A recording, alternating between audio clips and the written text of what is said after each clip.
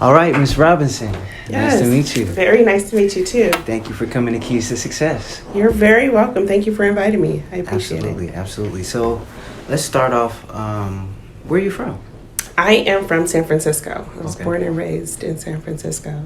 Yeah. Okay. So how did you go to school out there? Or? Yeah, everything. Just 2 years ago is when I relocated out here to the Sacramento area. Okay. So, and up until August of 2019, I had continued to commute down to the Bay Area. Wow. For one reason in particular, I had a son. Well, actually, I have 2 kids. My oldest son, I have great communication with my kids, and he didn't choose for us to move out here. My husband and I made that decision. So I asked him, would he be willing to go to a different school, or did he want to finish? So I gave him an option. Okay. And he chose clearly stay with his friends, because that's the world to him as of now, at least.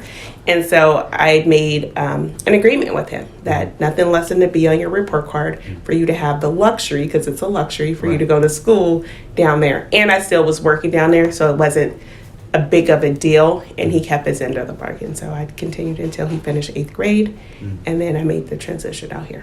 Where did you go to college? In San Francisco too? I didn't. Actually, I did a couple of community college courses on the peninsula and then in the East Bay, but I was not interested in the general ed classes. I just wanted to be focused in what I wanted to actually study, which was business, and I didn't have a need for all of the English classes and all of the other early, general ed courses. So I just took courses here and there. And then at one point, I did want to get into real estate. And then I had taken some real estate courses and gotten a real estate license and practiced that.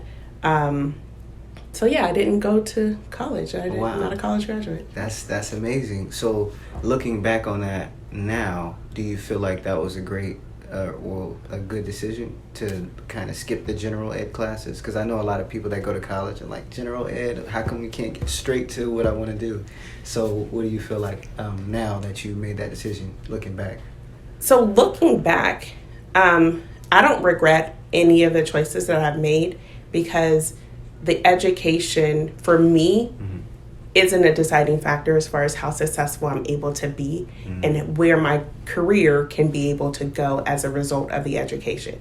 Now, if you ask me for my kids, that's a whole nother story. Right. And what's available now and what's needed is a different criteria. We play in a different game. Then it was a different game to be played, and I was able to achieve success without formal education. Wow, that's amazing. So what inspired you to get into the business that you're in now? And what's your position, just for everybody? I am a branch manager, so I'm vice president branch manager at Bank of the West. Absolutely. Excellent. So what inspired you to get into the banking business? I had been working retail, because clearly no formal education, not a whole lot of options. And I wasn't clear in what I actually wanted to do. So I had been working in retail jobs, and I had a mentor at the time, and she talked to me because she had been working in banking. I was like, banking, that seems so like not me. Right. And she shared with me some benefits of a 9 to 5. Right. And some Saturday hours, but Sunday is closed all day. So that was very appealing to me. And I was like, well, why not? And so I went ahead and just applied, and I got my first job as a teller, part-time teller. And then I've always just learned more. I always have a desire to learn more, to get a little bit better. I'm never stagnant in what I do. And so that drive has allowed me to be noticed by leaders within different organizations, because I've worked at a few financial institutions.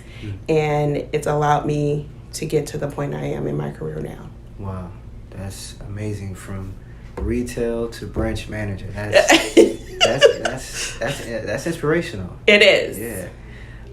So how would you felt like, I mean, I know you kind of gave us an overall view, but more specifically, how do you feel like you got to the point you are in your career now? My work ethic has gotten me to where I am in my career, and I go above and beyond, not to be recognized. I do what's right and what's necessary from a perspective of doing right by other people. Unfortunately, it's uncommon. It Right. should be common for people to go above and beyond or treat people that they would like to be treated. And I don't do it to be noticed. I do it just because it's the right thing to actually do. What are your outlooks on some trends in the business field, in the banking industry in the future? Like, have you seen any trends, or what's going on?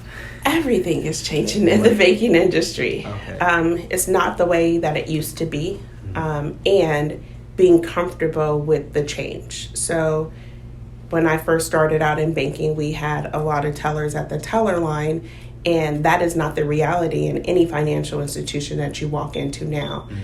And that's because we have a bit available to us tools and resources that are available to us that we didn't have as utilizing technology for our consumer base. Our customers don't have the time to necessarily walk into the branch and stand for a period of time to wait for a transaction to happen for them.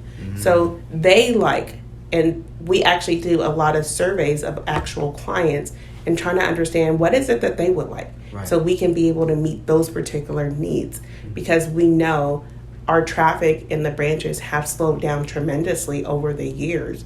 And how do we continue to be available to provide product and services that they still will need from a financial institution standpoint? Wow, that's interesting. So I can obviously see how it's changed from when you started to now.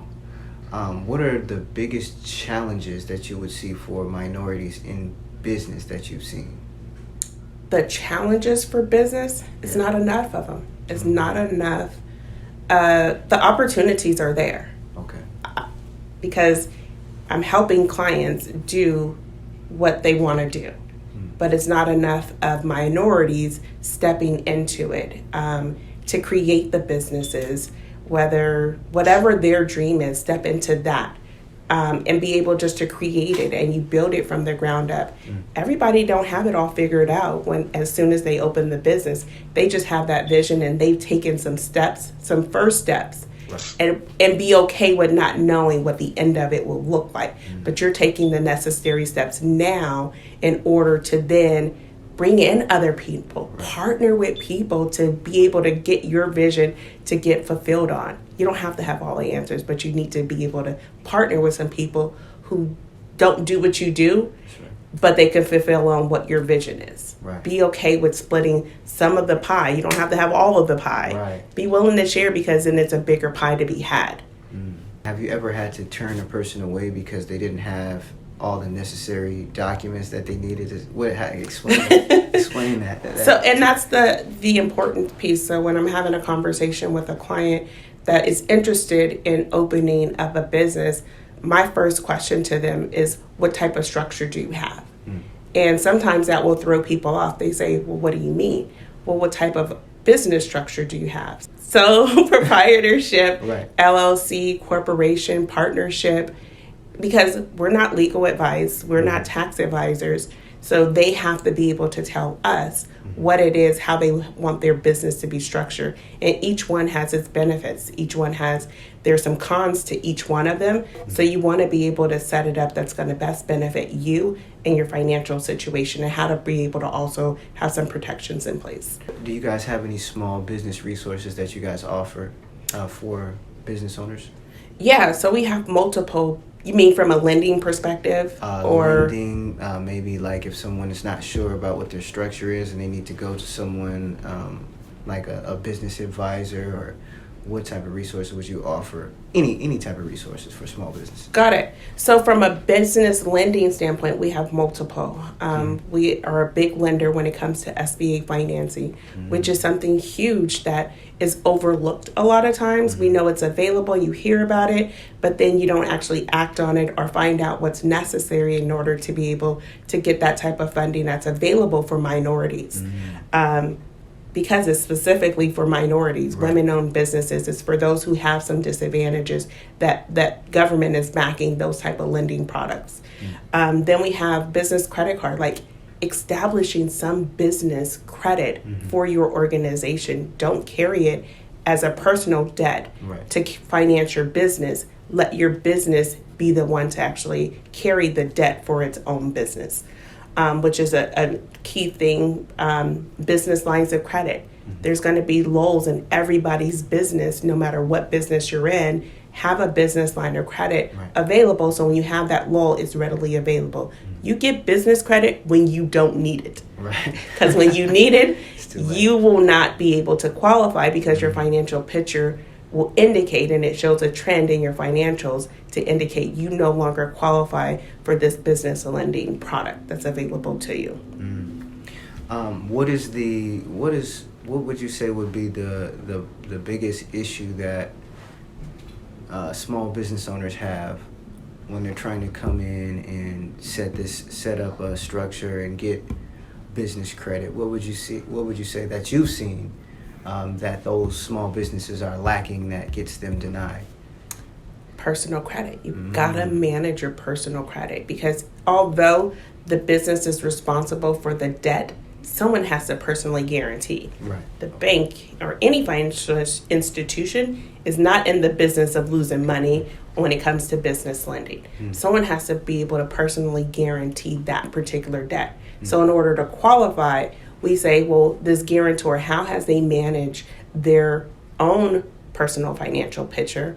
And then that is the gateway to being able to get the lending, but we don't report it on your personal credit.